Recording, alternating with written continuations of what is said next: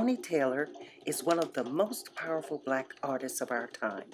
As you can see, her amazing detailed artwork lifts the spirit and warms the heart. She is phenomenal. As one buyer of her artwork stated, Toni's art just keeps on giving. You can feel it. Hi, my name is Toni Taylor, and I'm an artist, fine artist.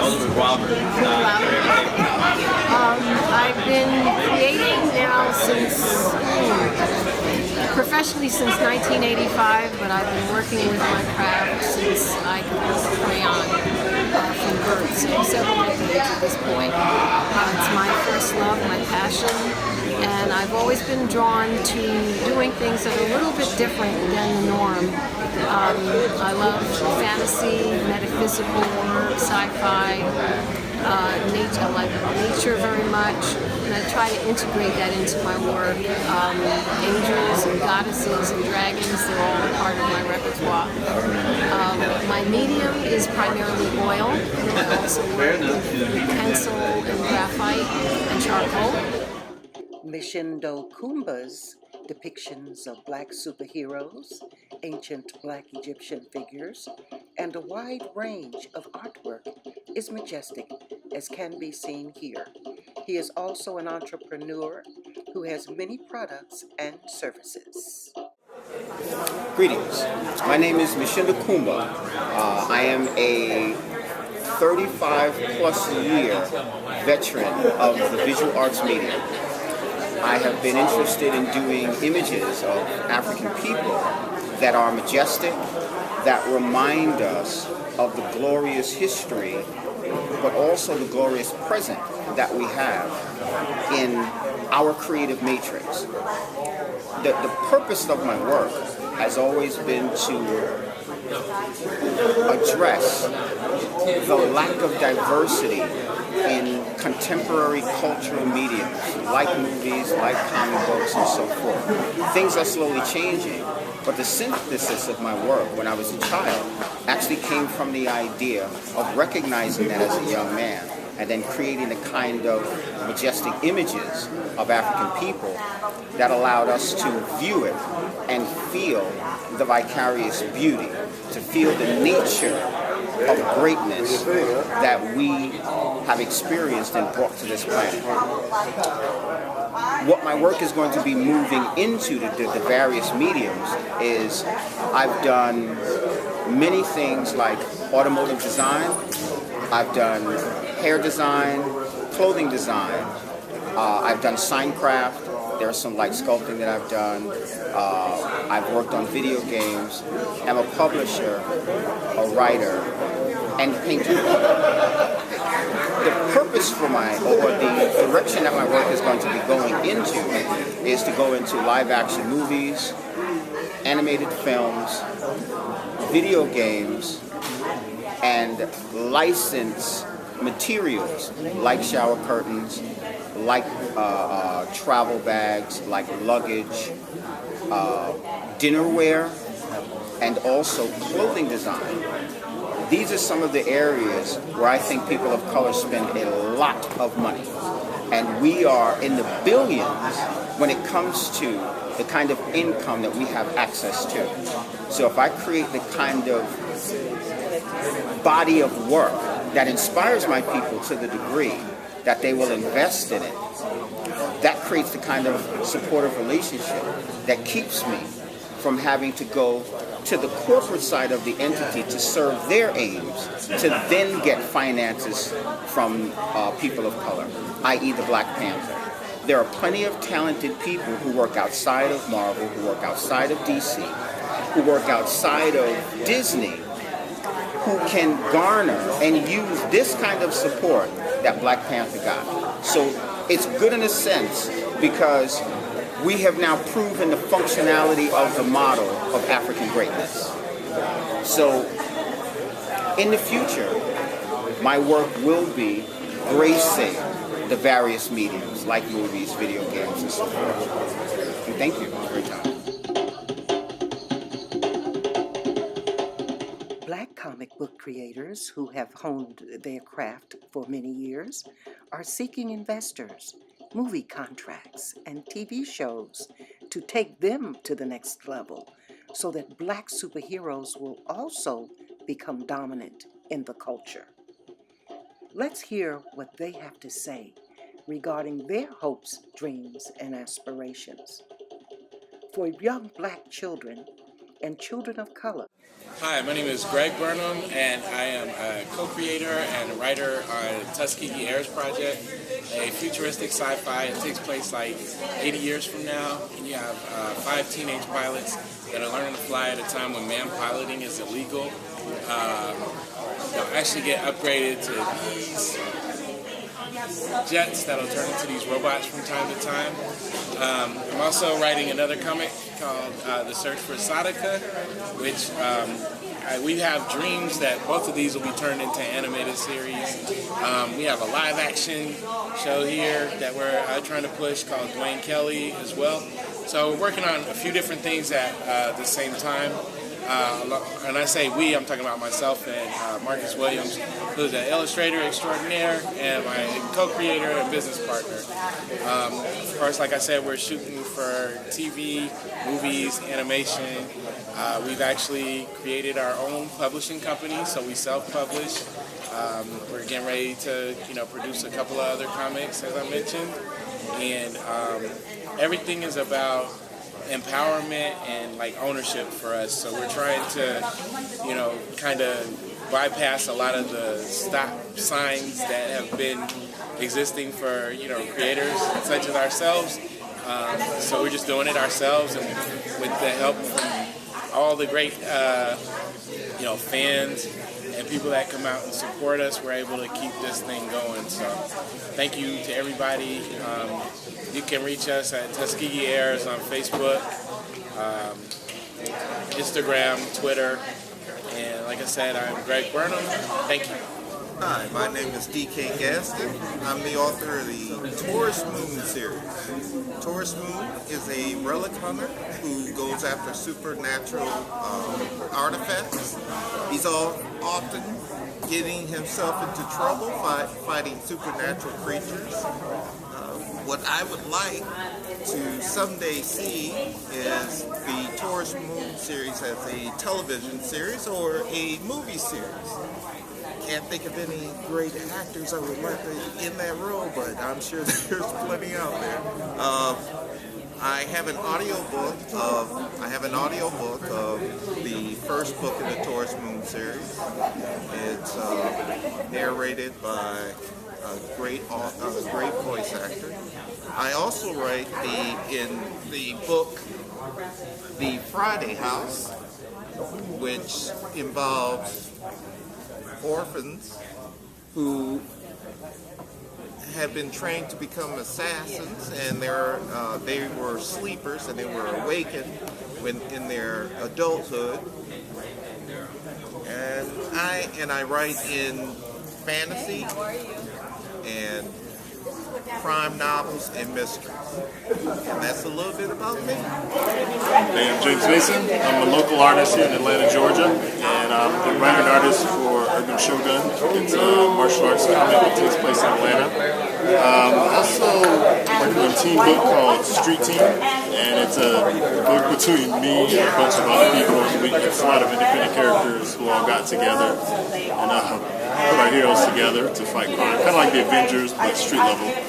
And with that is the Street Team video game. So this has the characters from the book, and they're playable on PC, and it's a lot of fun. We're looking at getting this into mobile as well in the future, and there's a movie in pre-production of Street Team, so we're busy working on that as well. Hi, my name is Roosevelt Pitt Jr., and I am the creator of Purge, Protector of the Paradigm. Purge is a character I created back in 1993. His origin is quite interesting, I would like to say. Basically, he's a character who was abducted as a young child.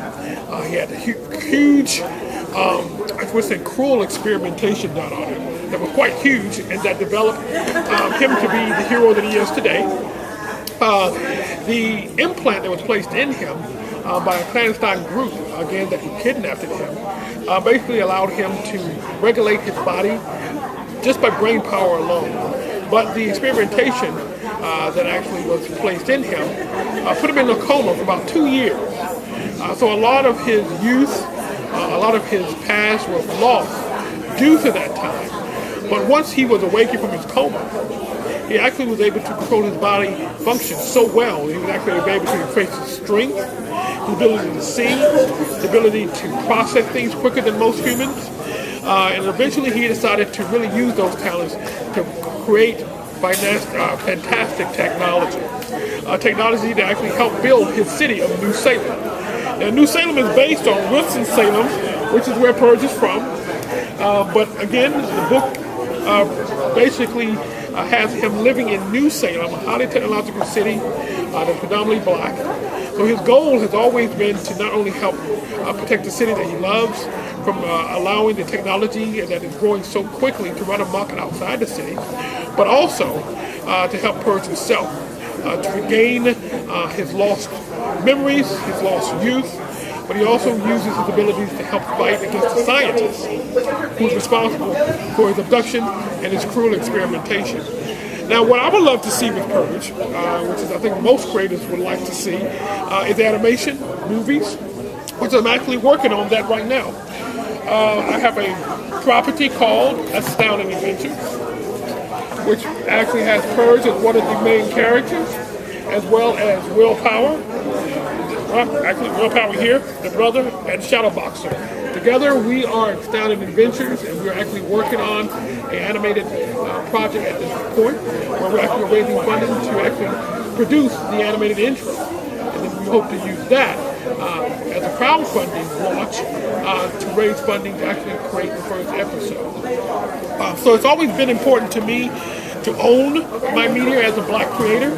And I always share that with other black creators, because we can own, or if we own our own media, our own content, and we can make sure that the narrative is true to us as African Americans, as people that descend from the motherland, to make sure that we have positive black role models that share our moral value and systems. Hello, my name is William Satterwhite, and I am a comic book creator. I'm the creator of the superhero webcomic Stealth. I created Stealth about 20 years ago, off and on, been doing it as a webcomic. Now we're moving into print media. First publication is a graphic novel. This is a preview book for it. It shows the character's beginnings as a young teenage hero coming up. And the second book that has just been released is through Short Fuse Media. It's a new comic book series showing the same character 5 years into the future. So we have a teen hero and a young adult hero.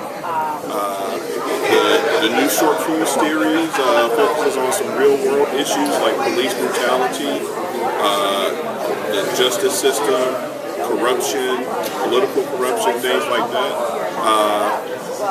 And I would just like to keep this pushing. I'd love to see African American superheroes reach the heights that Black Panther has reached. And if it was my hero, I would love that. My ultimate goal, is to maybe have a TV series, something like a CW type series, like what they're doing with The Flash and Arrow. That would be my ultimate goal. The Beach Chronicles is a multimedia project, so it survives across multiple media platforms. We have the animated version here. The animated version has Daryl Hannah, Michael Chiklis, Tommy Flanagan, Jimmy Jean-Louis, Joe Marie Payton. So many people that I've always wanted to work with, so I'm really happy to have them in the animated version. We also have a podcast version. It was on the online radio network of David Lynch, the David Lynch Foundation.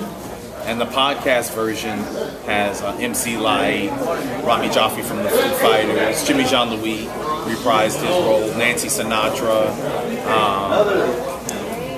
Tommy Flanagan, he reprised his role. After we did the podcast version, then we came out with the comic book. So with the comic book, it follows the same storyline as the podcast version, so you can listen as you read. This is the second comic that we just debuted, and that has Jimmy Jean-Louis. He's in a show called Claws right now with Niecy Nash. It's on TNT, but a lot of people know him from Heroes Reborn. And it also has Rami Jaffe from the Foo Fighters. So that's his character. This is what he looks like. So With the project, it's what we call a pulp noir sci-fi saga. So it's Blade Runner meets Miami Vice, meets Dune, meets Chinatown. And it's all about a detective that gets drawn into the biggest battle of all time, the battle for all existence. This project, we've been working on it for a little while because we wanted to create a lot of the different elements first before we brought it out to market, to network, to studio, which is very important. We're super happy that we have a project like Black Panther, which has made inroads and opened up a lot of doors, and it's created a lot of opportunities. Of course, with projects like the Beach Chronicles, we want to follow through with a lot of what's been created and momentum. This project, we've started it before Black Panther came out, but it's really important that independent projects have as much push as the bigger projects, because the independent projects are the nexus of where a lot of these ideas come from. You know, Marvel started somewhere. Jack Kirby, a lot of the people that were involved in the nexus of that, of course, Stan Lee, they started at a certain place and created characters. We would like to have the same type of support and the same type of focus. It's very important that there's representation across the spectrum.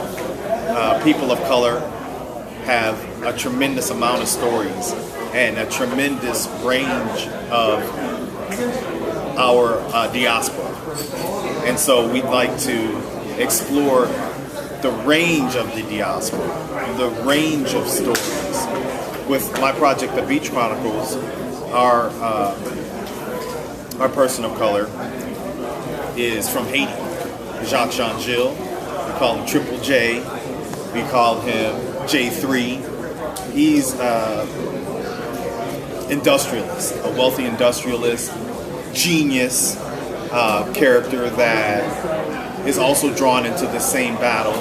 And without the three of them, the battle cannot be turned. The tides cannot be turned. We have a Native American character as well, which is a person of color. So across the spectrum, whether it's the Black diaspora or whether it's the stories of people of color, we'd like to explore as many different stories, the full range and spectrum of stories. Where we're at with our project right now is we're really moving towards doing the live action episodic version of it. So that's the real characters and real space, like Black Panther, Iron Man, and a lot of these stories before us. The live action episodic, as I said, is the direction that we're moving in. But of course, we want to have our feature film version, which we have both for the live action episodic and the feature film. We have the scripts written out for those versions. We have a lot of big inroads for the live action episodic. We're working with a lot of big people, and we have a lot of things on the table for that right now. So, hopefully you'll hear more about that in the following months, in the next few months. But of course, we want to follow it up with the live action feature film. So a lot of the celebrities that are on board for the other iterations of the project so far are on board for much of what's moving forward. But we want to work with everyone. Hi, my name is Daniel Sneed, writer and creator at Green County Creatives, and I am a writer and primary producer of a fantasy series called Soul in the Spirit, about young girls in a fantasy African setting who are grown up and during their time of innocence are attacked by a army of monsters. So from here, I've actually been writing this series for about 10 to 15 years. I started as a fantasy series for Dungeons & Dragons outlet that I worked on a few years ago, and just over time has kind of grown and matured into what we see here today.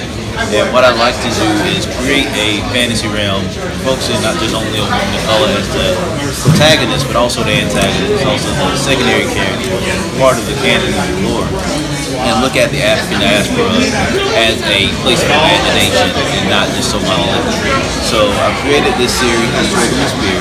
We're working towards animation of the project as well, and there, have a brilliant art team, also here in Atlanta, but also abroad, that's been able to bring this fantasy world to life.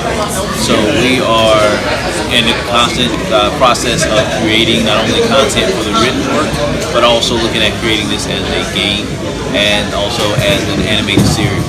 So myself and my compatriots, namely Wellington Nomo, Timothy Gathers, and Deidre Bailey, and a lot of industry mentorships has kind of made this into a project that we feel like is worthy of support.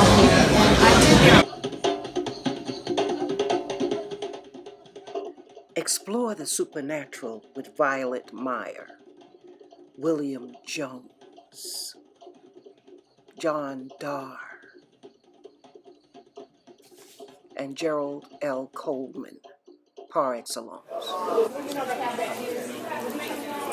Hi, my name is Violet Meyer. I want to talk to you today about my book, Rue of the Immortal. It is about a woman in 1st century Israel who gained her immortality, and with that she gained supernatural powers. I am a person who deeply loves the supernatural, and I love the potential that humanity can be. I hope my books will one day all be movies. I'm working on a screenplay at the time. I love seeing the humanity of Black people, especially having these powers and growing by leaps and bounds. You can follow me at violetmeyer.com, and that's where I am on Facebook, Instagram, and Twitter. If you want to know more about my work, I look forward to it. Hello, my name is William Jones. I'm president and founder of the Afrofuturism Network. I'm an artist, an educator, a lecturer, and also an author. What I'm holding here is a copy of my first book, The Ex-Con Voodoo Priest Goddess and the African King. And essentially what this is a critical analysis of the history of Black comic book characters. So for example, I trace one of the earliest representations of Black comic book characters in American comics all the way back to 1895, and I move forward. And I critically analyze these 4 characters that you see on the cover of the book. That's Luke Cage, Storm, Papa Midnight, and the Black Panther.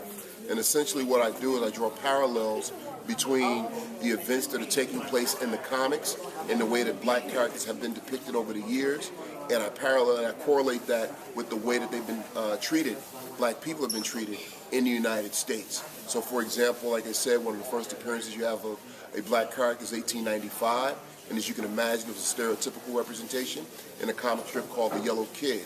And this is around the same time that you have Plessy versus Ferguson. So while we're being marginalized in the pages of comics, we're also being marginalized in the real world.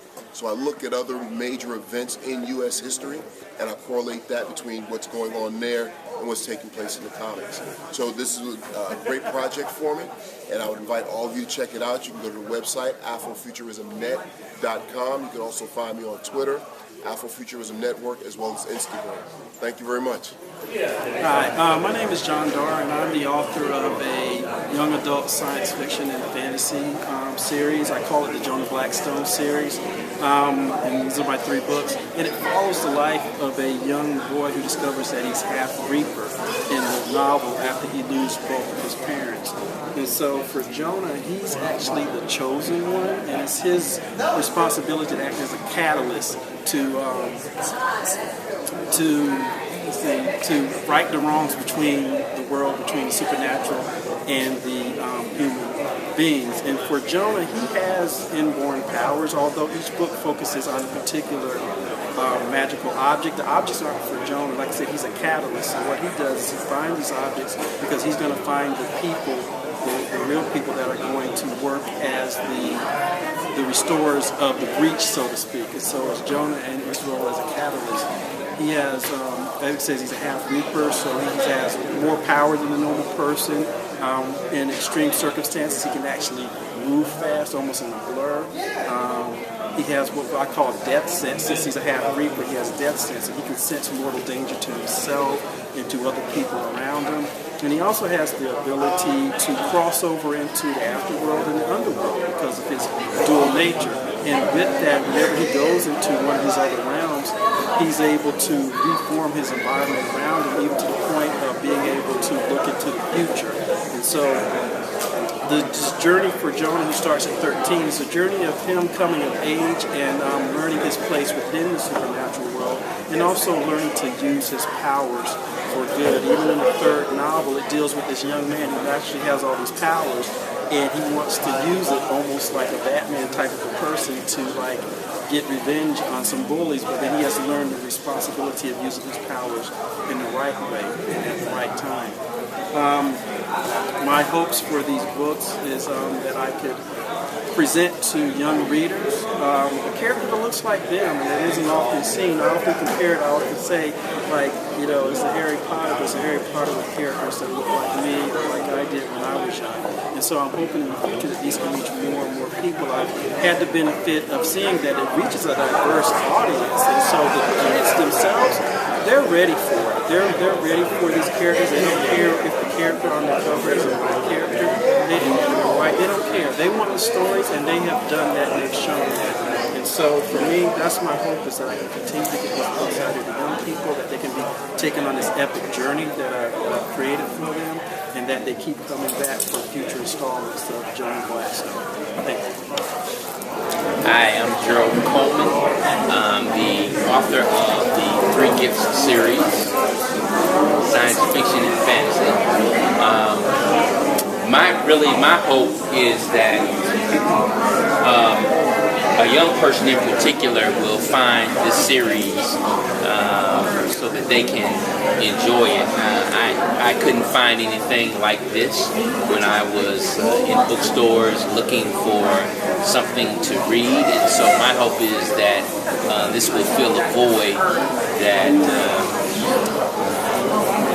that's present, and that they will be able to find something that I could not find. As to what I hope beyond that, I'm always open and willing to explore television series or film, having the story played out in a number of mediums, because we live in an age where various mediums are available to us, and so it'd be interesting to see what would happen. It is time for our extremely talented artists in these genres to be elevated to the status they deserve. Thank you for watching, and thank you for your support.